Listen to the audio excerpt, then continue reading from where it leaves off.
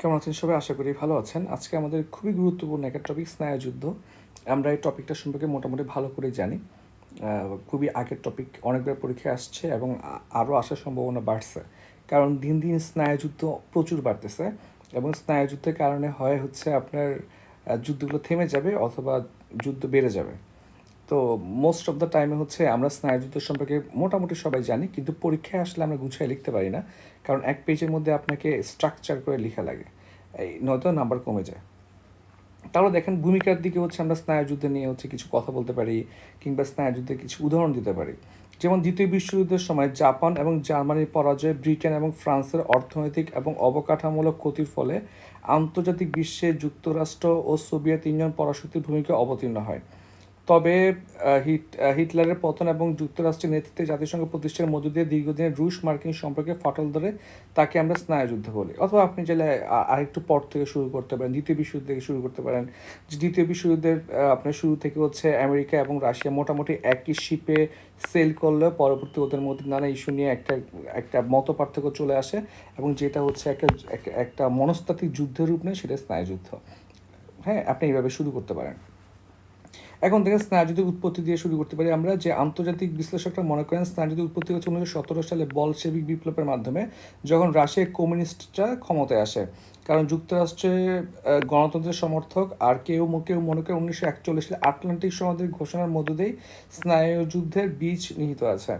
দেখেন একদম সেটা প্রকট হয়ে হচ্ছে আপনার 1941 সালে, মূলত আটলান্টিক সনদে আপনারা জানেন, যখন হচ্ছে ইউকে এবং ইউএস এর প্রেসিডেন্ট একটা প্রিন্সেস অফ ওয়েলসে বসে যখন হচ্ছে তারা একটা চুক্তি করে, সেখানে কিন্তু আপনার ইউএসএকে বাদ দিয়ে দেওয়া হয়। এই কিছু পার্টটা কিন্তু ওপেন হাইবার মুভিতেও চলে আসছে। যাই হোক, দেখেন স্নায়ুযুদ্ধ হচ্ছে কোল্ড ওয়ার। এটা এটা হচ্ছে মূলত আমেরিকা এবং রাশিয়ার মধ্যে গণতন্ত্র এবং কমিউনিজমের মধ্যে যে একটা ফিলোসফিক্যাল কনফ্লিক্ট, এই ফিলোসফিক্যাল কনফ্লিক্টে হচ্ছে স্নায়ুযুদ্ধের ইনিশিয়েট করে। আরও সহজ করে বললে, যুক্তরাষ্ট্রের পুঁজিবাদী বিশ্বাসী আর সোভিয়েত ইউনিয়ন সাম্যবাদী বিশ্বাসী, এই দুই মতবাদের বিশ্বাসী রাষ্ট্র দুটি চাইতো পৃথিবীর সকল অন্যান্য রাষ্ট্রগুলো যাতে তাদের কথা মতো চলে, তাদের আদর্শে আদর্শিত হয়। তাহলে হচ্ছে স্প্রেড করতে চাইতো রাশিয়া, স্প্রেড করতে চাইতো সোশ্যালিজমকে, আর ইউএসএ স্প্রেড করতে চাইলো আপনার ক্যাপিটালিজমকে। এইটা নিয়ে যে যুদ্ধ, অর্থাৎ যে যুদ্ধে সরাসরি আপনার আর্মস ইউজ হবে না, কোনো ধরনের প্রাণ যাবে না, কিন্তু হচ্ছে আপনি মানে অন্যের মাধ্যমে হচ্ছে আমরা মানে একদম যুদ্ধ যুদ্ধ অবস্থা চলমান থাকবে, কিন্তু যুদ্ধ হবে না, সেটা হচ্ছে আমাদের স্নায়ুযুদ্ধ। দেখেন প্রফেসর ফ্রিডম্যান বলেছেন, স্নায়ুযুদ্ধ হলো যুদ্ধের একটি নতুন কৌশল। স্নায়ুযুদ্ধে এমন একটি পরিবেশ ও পরিস্থিতি সৃষ্টি করে যেখানে যুদ্ধ না হলে যুদ্ধের জন্য সকল প্রস্তুতি চলতে থাকে। দেখেন একদম সহজ একটা সংজ্ঞাতে আমরা যাচ্ছি। তাহলে যুদ্ধ স্নায়ু আপনি এখান থেকে শুরু করতে পারেন, ঠিক আছে? এখান থেকে স্নায়ুযুদ্ধে এমন একটা পরিবেশ এবং পরিস্থিতি সৃষ্টি করে যেখানে যুদ্ধ না হলে যুদ্ধের জন্য সকল প্রস্তুতি চলতে থাকে।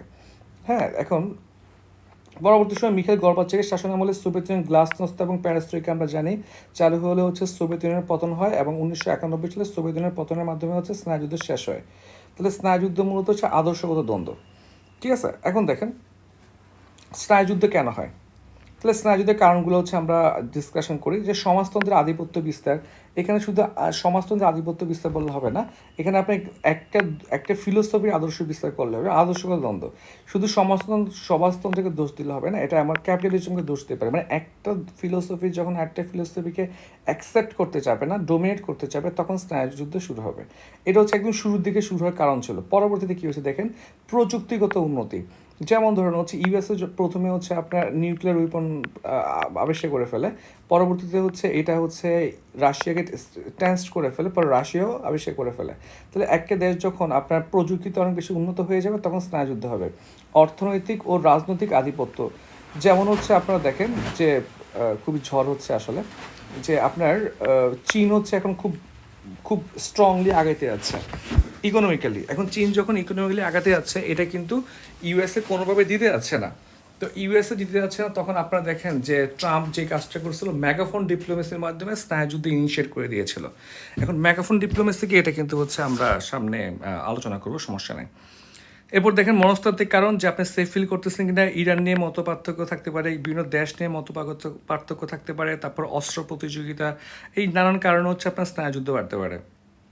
এখন দেখেন স্নায়ুযুদ্ধের ফলে কী হয়, এটা আমার পরীক্ষা দেখেন এখন আর সরাসরি বিসিএসে হচ্ছে স্নায়ুযুদ্ধের কারণগুলো আসে না, মূলত আসতে পারে এইভাবে যে স্নায়ুযুদ্ধের ফলে কী হয়।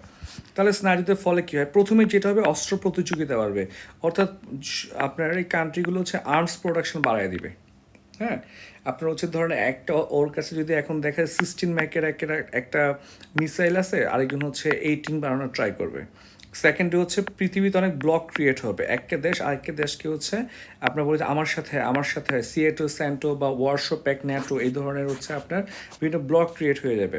তারপরে হচ্ছে আপনার আপনার লিভিং কস্ট বাড়া শুরু করবে, কারণ হচ্ছে এই কান্ট্রিগুলো তখন আপনার মানুষের জন্য আপনার যেটাকে আমরা বলি আপনার গুড স্টেট টাইপের, যারা হচ্ছে জনগণের জন্য টাকা খরচ না করে স্টেটগুলো তখন অস্ত্রের দিকে বেশি নজর দিবে।